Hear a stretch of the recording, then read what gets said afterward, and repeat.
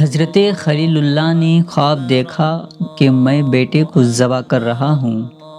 وہ آئے اور بیٹے سے کہا، پہلے زوجہ سے کہا کہ بیٹے کو تیار کر دو، ہمیں دوست کی دعوت میں جانا ہے۔ حضرت ہاجرہ بیٹے کو تیار کر دیتی ہے تو حضرت ابراہیم علیہ السلام ان کو لے کے ساتھ چلے۔ حضرت اسماعیل کی عمر 13 سال کی تھی اور حضرت ابراہیم اپنے بیٹے کو ساتھ لیے جا رہے ہیں۔ جب مینا کی اس وادی میں پہنچے تو کہا، اے میرے بیٹے، میں نے خواب دیکھا ہے کہ میں تمہیں ذبح کر رہا ہوں، اب تو بتا تیری رائے کیا ہے؟ باپ نہ بتاتا، ذبح کر لیتا، لیکن نہیں بیٹے کو شامل کیا۔ بتلانا، میں نے یہ خواب دیکھا ہے، مجھے بتا تیری رائے کیا ہے؟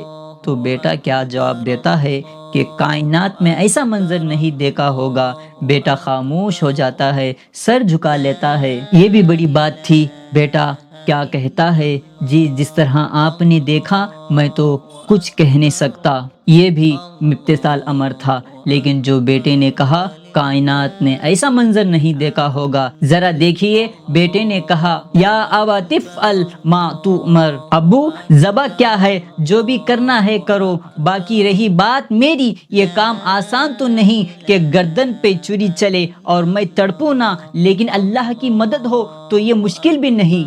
ستجدنی انشاءاللہ من الصابرین، آپ دیکھیں گے رب نے چاہا تو صبر کر کے دکھاؤں گا۔ باپ رسی بھی ساتھ لے گیا تھا، چھری بھی ساتھ لے گیا تھا۔ چھری نکالی اور باپ نے بیٹے کو لٹا دیا۔ ہاتھ میں چھری پکڑی ہے تو پوری قوت کے ساتھ چھری کو نازک ریشم جیسے گردن پر رکھا اور پوری قوت سے چھری کو دبا دیا، لیکن کیا ہوا؟ ایک بال بھی نہیں کٹا۔ چھری کو پاس والے پتھر پر مارا۔ چھری کو کہا، چھری تو کیوں نہیں کاٹتی؟ چھری نے زبان حال سے آواز دی، ابراہیم خلیل اللہ مجھے ایک بار کاٹنے کا کہتا ہے، وہ خلیل ہے، وہ کبیر ہے، وہ رب الجلیل ہے، وہ 70 بار کہتا ہے خبردار ایک بال بھی کاٹا، اس سے یہ بھی نتیجہ نکل سکتا تھا۔ چلو جان چھوٹی، میرا قصور تو نہیں تھا، لیکن اللہ کے حکم کو پورا کرنے کا جذبہ تھا۔ پھر استغفار پڑھا اور چھری تیز کی اور گردن پر رکھ دی، پورا زور لگا دیا، گردن کٹ گئی، خون بہنے لگا۔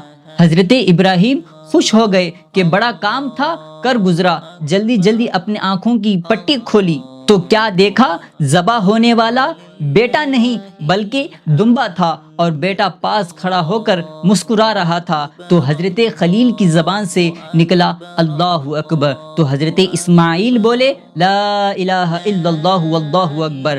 پاس میں حضرت جبرائیل کھڑے تھے، کہا اللہ اکبر وللہ الحمد۔ آواز آئی، ابراہیم تو نے واقعی ہی خواب کو پورا کر دکھایا۔ آج منا کی وادی میں حاجی وہاں جا کے دمبے کی گردن پر چھری پھیر رہا ہوتا ہے۔ وہ یادگار آج اس منصب پر جہاں بیٹے کی قربانی کے لیے حضرت خلیل چھری ہاتھ میں لیے کھڑے تھے، آج 40 سے زیادہ لاکھ جانور قربان ہو رہے ہیں اور پوری دنیا میں قربانی کر رہے ہیں۔ اللہ اکبر۔ وہاں سے آواز آتی ہے، سلام علی ابراہیم، اے ابراہیم تیرے اوپر سلام ہو۔